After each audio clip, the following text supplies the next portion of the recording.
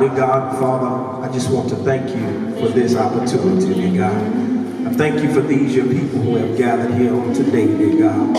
Lord, we just thank you for watching over us, dear God, and just keeping us safe and sound, dear God. We just pray right now, Father God, that you would just use us right now. And Lord, that you would just have your way. Dear God, use this vessel, Lord, like only you can, dear God. Stand up in me, Lord. Fill me with your spirit. And allow your people to be blessed, dear God. Help me to tell them what you want them to hear. And Lord, that they go out and do what you want them to do. I just want to thank you. I love you, Lord. It's in the mighty, blessed, and wonderful name of Jesus that we do pray. And all of God's children say amen. Amen. Amen. Amen. It's good to be alive. Let's give God some praise on this morning. Amen. Amen. If you will, turn your Bibles to the book of Nehemiah. Book of Nehemiah, chapter number 4. Nehemiah, chapter number 4. Nehemiah, chapter number 4. And we're going to take a look at verse number 6. Nehemiah, chapter number 4, verse number 6. Word of God says, "So built we the wall, and the wall was joined together unto the half thereof, for the people had a mind to work." Amen. I want you to turn to your neighbor and I want you to give him a real big old smile. Amen. And I want you to tell them these words. Neighbor, oh neighbor, the preacher, with the help of the Holy Spirit, will preach from the subject. Do something. Amen. Amen. Amen.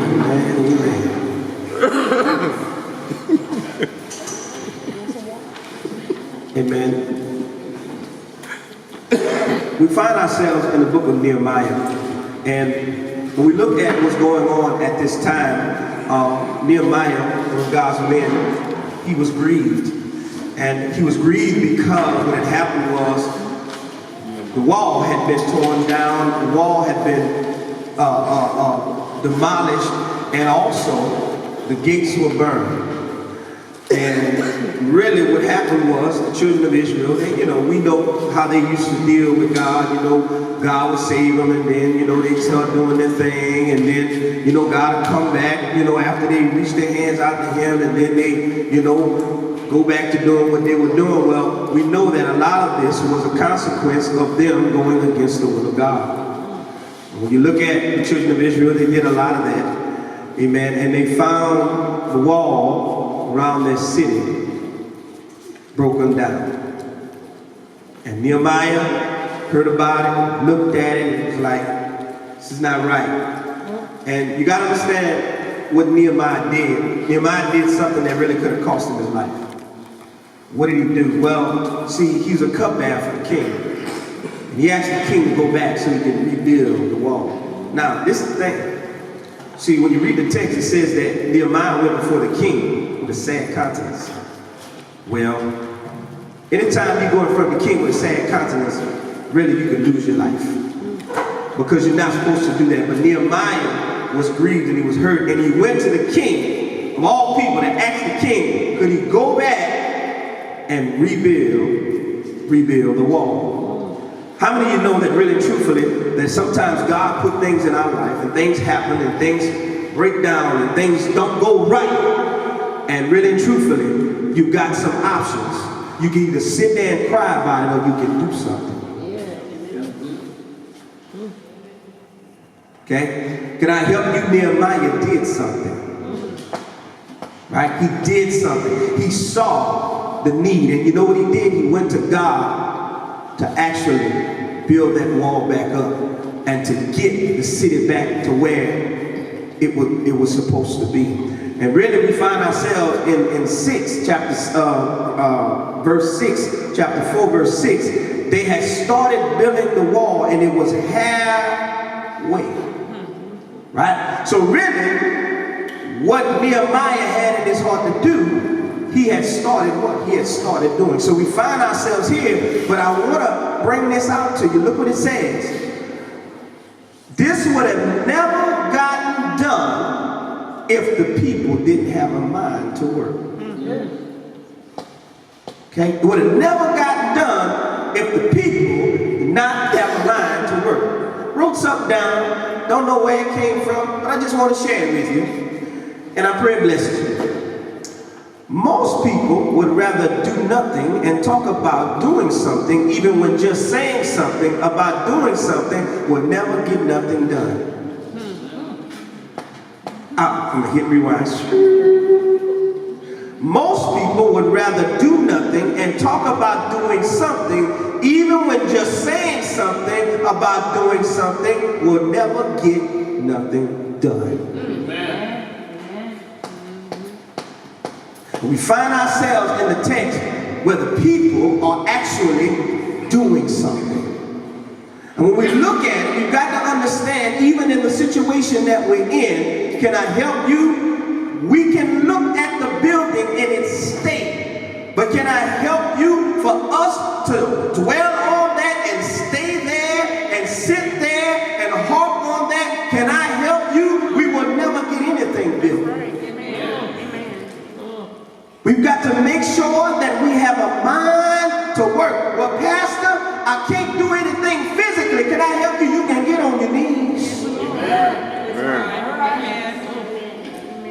You can go to God. You can ask what He wants you to do. Can I help you? There is some work, some work to be done.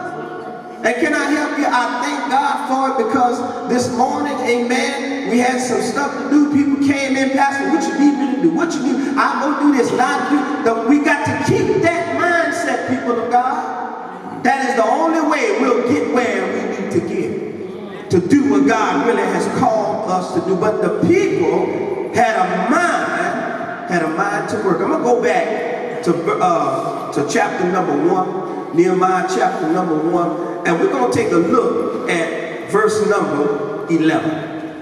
Nehemiah chapter 1, verse number 11. And I'm just going to show you how really and truthfully what we ought to do when adversity comes, when things don't go our way, or if we just want to be successful in doing the will of God. Here's what we've got to do. Here's what we've got to do. Let's look at Nehemiah 1 and 11. It said, oh Lord, now here we go. He's praying. He said, oh Lord, I beseech thee, let now thine ear be attentive to the prayer of thy servant, and to the prayer of thy servants who desire to fear thy name. He didn't just pray, Lord, hear my prayer. He said, if Sister Gloucester pray, if Brother June pray, if Sister Clara pray, and they honor your name and they want to give you praise, Lord, I want you to stop by and hear them as well, because Lord, we need you right now. It says, and prosper, I pray thee, thy servant this day, and grant him mercy in the sight of this man. Who's this man? And the man, the king he was going in front of. Well, Pastor, what do you want me to get from that? See, the first thing is first. Top priority. We must seek God first. Amen. We must seek God first. What came to my mind, I don't know why. Now, I'm going to tell you, people don't do this no more. Amen, praise the Lord. But back in the cut, amen, some of y'all can maybe attest to this. When you were going, hook up with somebody, walk down that aisle, amen, praise the Lord, you just didn't do so haphazardly. See, what would happen was, most men would come there and get mama give that stamp of approval. And the daughter, of course, really and truthfully, had to have daddy's blessing in order what to walk down that aisle. Well, Pastor, what that got to do with anything? It got everything to do with everything. See, you got to understand, God is a God of order. Right? And when you look at it, you can't got to seek God first so that he can guide you and tell you where you need to go and what you need to do. And how many of you can say that you made some mistake because you went ahead of God? See, you've got to make sure, and we've got to make sure, that we seek God first. Just like going and get that blessing from Daddy and saying, yes, I put that stamp of approval. He gonna take care of you. Amen. Even if I got to get my 12 gauge and make sure he does so. Amen. Praise the Lord. Amen. But it was something that was done, and it was done out of respect, and it was done out of order. But how many of you know, really, that's how God designed it? Right? So when we go to do anything in his name, to go to do anything according to what he wants, we've got to make sure we go to God, what? First. How you going to do God's business and you don't know what he wants you to do? Amen. So guess what? We've got to consult with him, what? First. All right? Here we go. The next thing I want to bring to your attention. Now, I'm not going to read the chapter, but I just want to bring you to this chapter. Chapter number 3 was a blessing to me. And all I'm going to do is, I'm going to read a little bit of it, and I'm going to just kind of show you how the chapter progresses. Nehemiah chapter 3, right? I'm going to start at verse 1, and I'm going to kind of stop maybe around 3 or 4. All right, here we go. It says, then Eliashib, the high priest, rose up with his brother and the priest, and they builded the sheep gate. They sanctified it and set up the doors of it, even unto the tower of Mia. They sanctified it unto the tower of Hananiah. Next to him builded the men of Jericho, and next to them builded Zakur, the son of Imri. But the fish gate did the sons of Hasanah build, who also laid the beams thereof, and set up the doors thereof, the locks thereof, and the bars thereof. And next to them repaired Merimoth, the son of Urijah, the son of Kaz, and next to them repaired Meshullam, the son of Berechiah, the son of Meshezabiah, and next to them repaired Zadok, and the son of Bana. Now, Pastor, why you read all them big names and what that means? See, you got to understand, it was kind of like I'm taking care of my part of the wall. And up to that point, the next person take care of their part of the wall. And up to the next point, somebody else take care of their part of the wall. And the next one, and if you read all throughout chapter 3, can I help you? It shows you how really and truthfully they work side by side to get one job done. Yeah. They work side by side to get one job done. And can I help you? You can be in teams and sections and be maybe doing something over here, but the person over here is doing what they're doing over here. But by the time you're done, you're going to meet up, and what you're doing going to look together. Amen.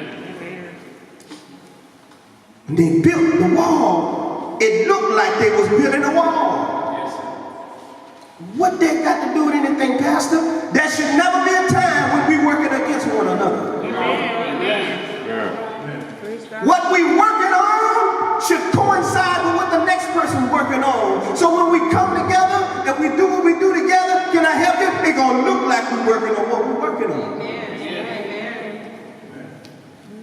Well, Pastor, what you want me to get from this? See, we must be unified.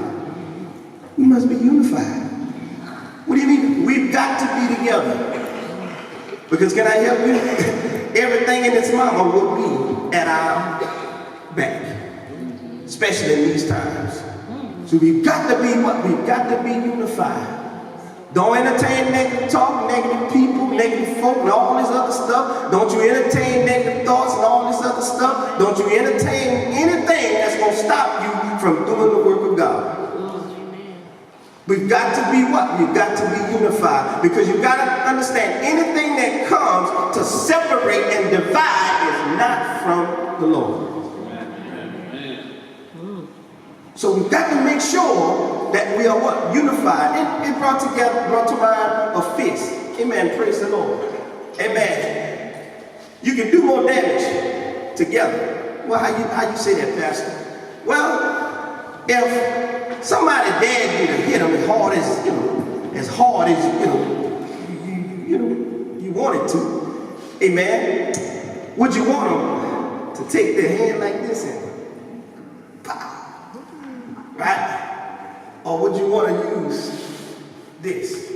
Pastor, what that got to do with anything? See, apart, I have less power, right? But if I put my hands and my fingers together, can I help you? I can do more damage, right? You can get more done when things are pulled together than they are when they're apart. See, how can I say this? You can get some stuff done, but you'll be less effective.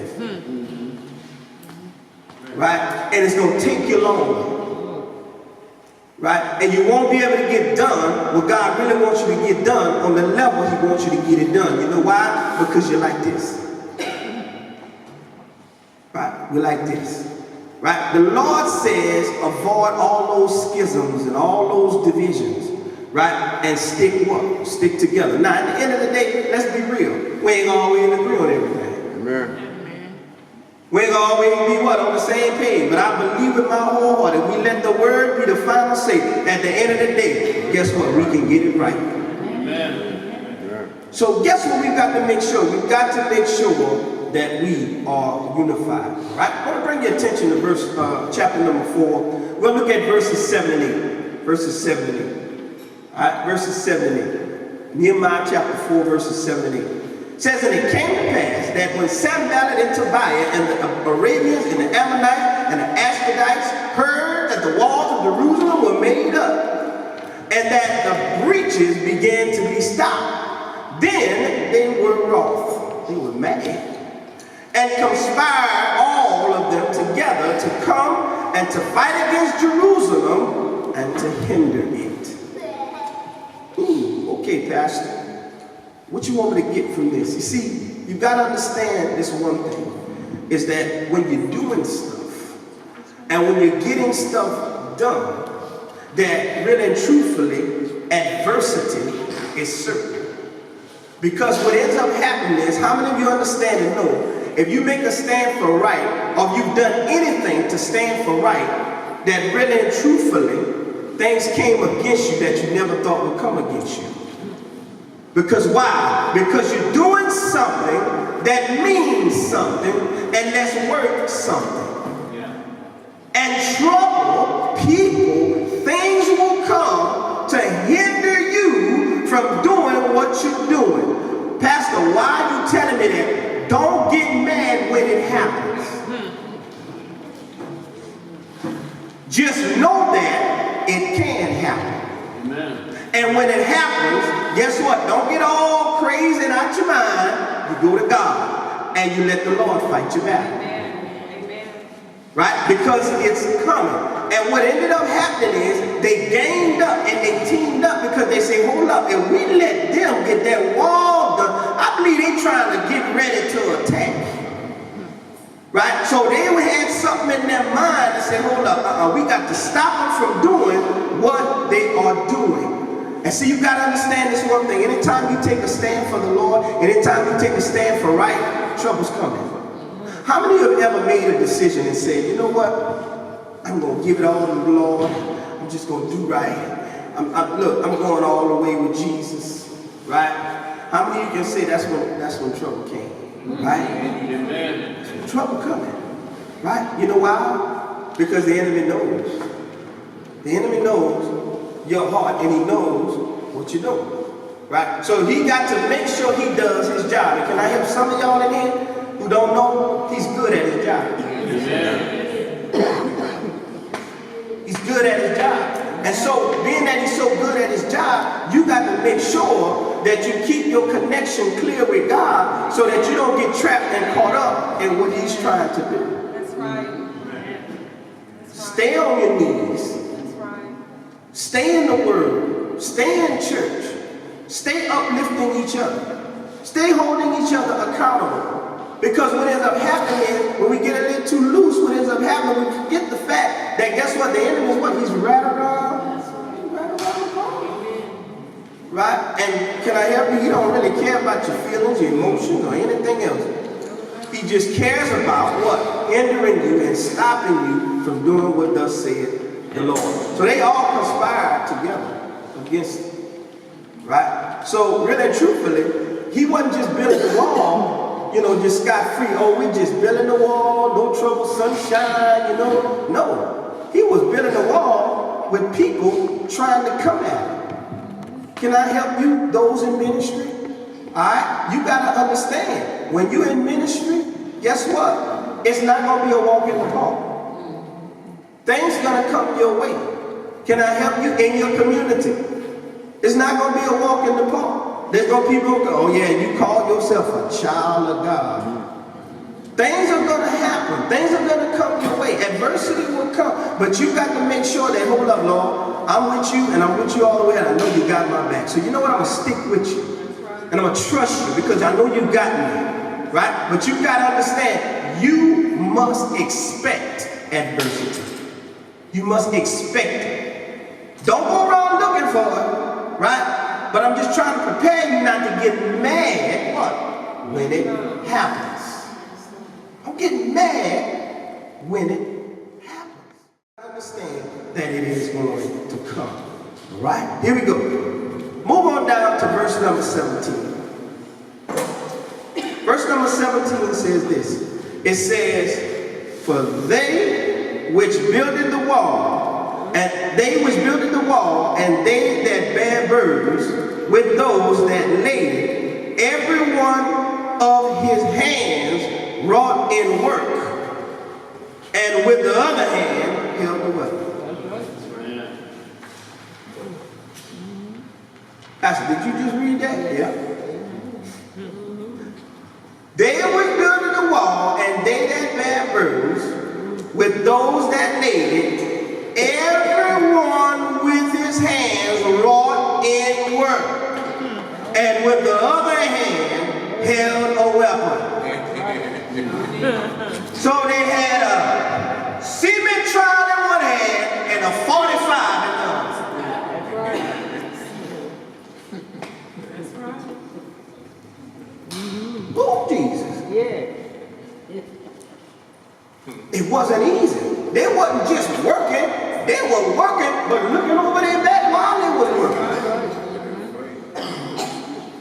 Well, Pastor, how can that help me?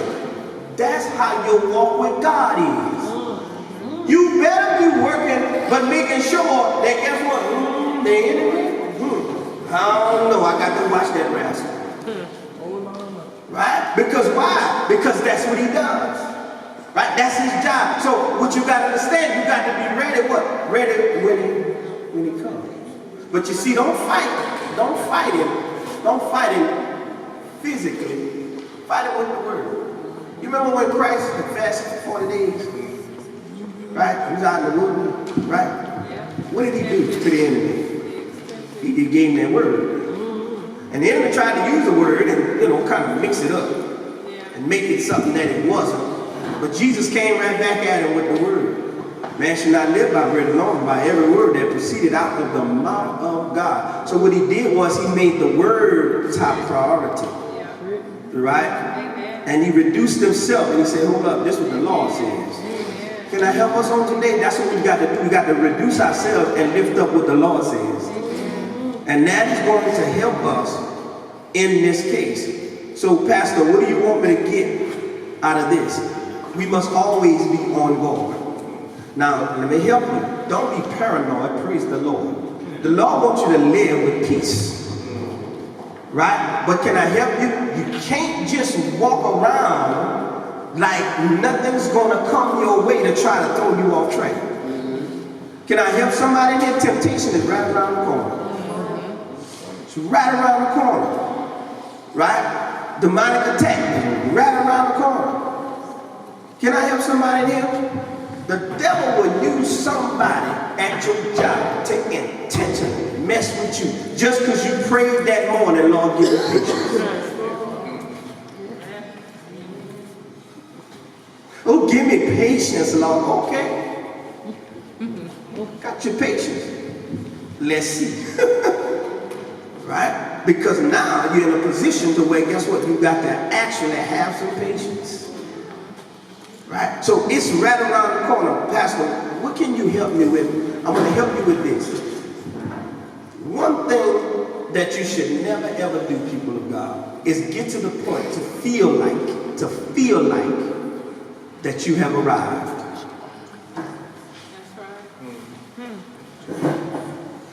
Don't you ever get to that point to feel like you have arrived. What does that mean, Pastor? That means that I got it all together. I'm good. I'm a good Christian. You know, I do things right. I'm all good. Can I help you? We got to die daily, people of God. We'll never arrive. Just think about some of the thoughts you had this morning, some of the stuff you've done this morning. Amen. Praise the Lord. Amen. We never arrive. We've got to make sure that we keep our hands in His hands and stay focused on His word, because just that fast, bam, we done slipped into the darkness.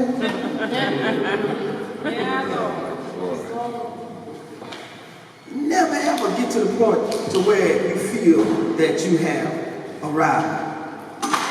We're going to go to this last scripture. Go to chapter 6, verse 16. 6 verse 16. All right. Says this. It says, and it came to pass that when all our enemies heard thereof, and all the heathen that were about us saw these things, they were much cast down in their own eyes, for they perceived that this work was wrought of our God. People of God, you've got to understand this one thing. We may not like it, but God wants to use you to show folk that He's real. All right. Amen.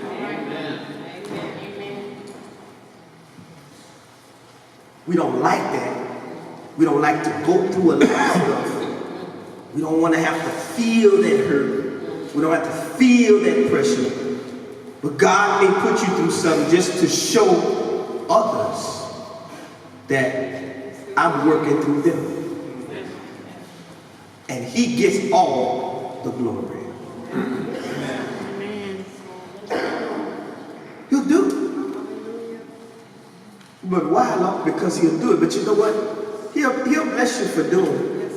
Remind me of Job. God said, consider my servant Job. God put Job on the table. Huh, God? For real? Really? You gonna put Job on the table like that? Yeah, He did. He put him on the table. He said, consider my servant Job. He doesn't worship me for what I give him. He worships me because he loves me. And at the end, he got double for his trouble. Amen. So God don't mind using you to show others and the enemy that guess what? That He got His hands on you. So you got to understand this one thing, that guess what? In this life, you're going to have some haters and you're going to have some people that's going to come at you. Can I help you? Get over it.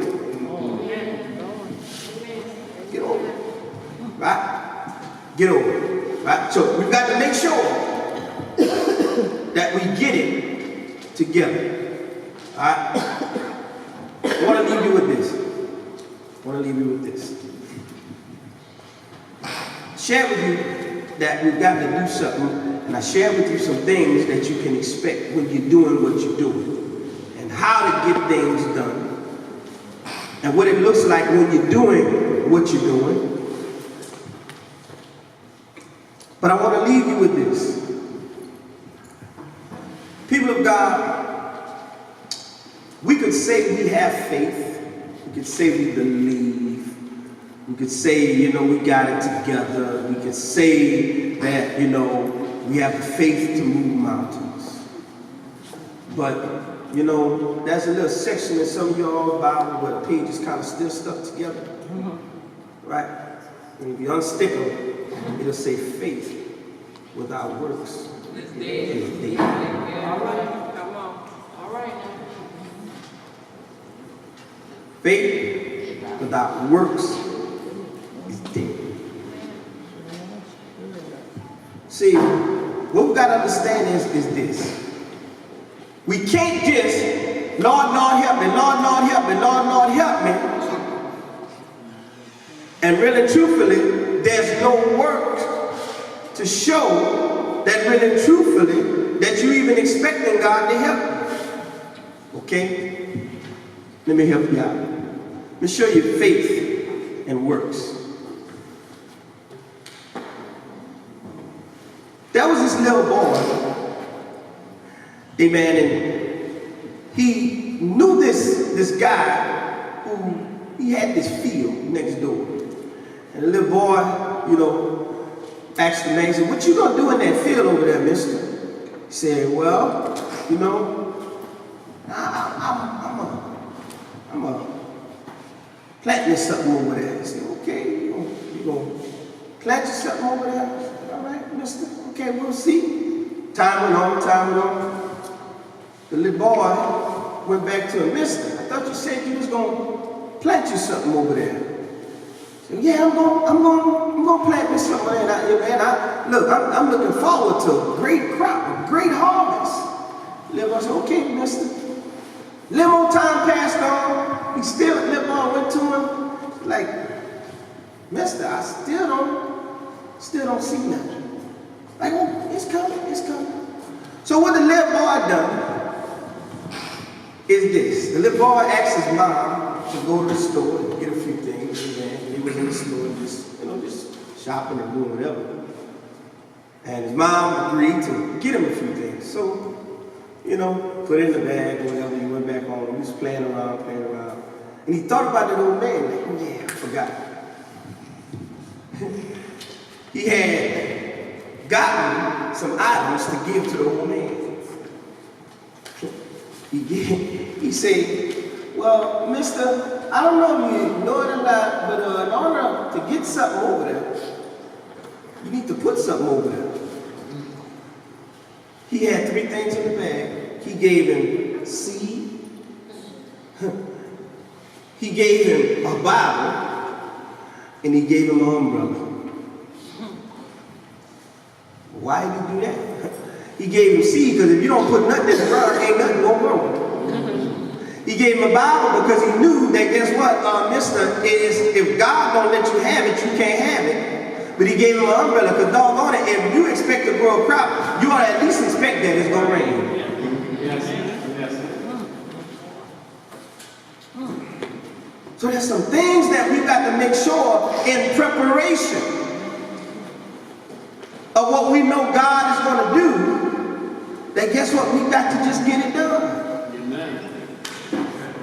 You can't just sit back and ask God to do some stuff. That's some stuff you're going to have to do. And I'm guilty of it, and I'm going to end with this. As it relates to our health, God going to heal me. How God going to heal you? And you're still eating them pork bellies and crackling and all that old greasy food. You got to do something.